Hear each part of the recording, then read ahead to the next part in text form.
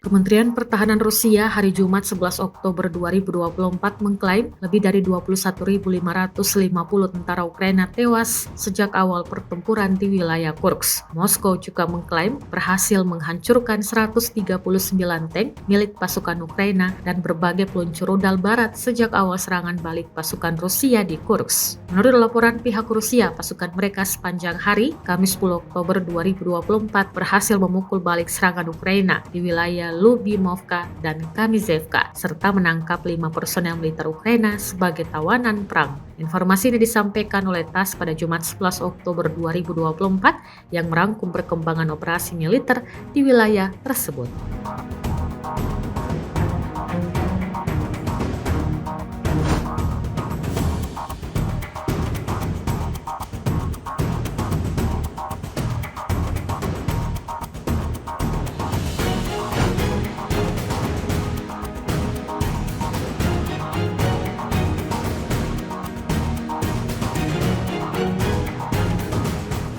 Download Tribun X sekarang, menghadirkan lokal menjadi Indonesia.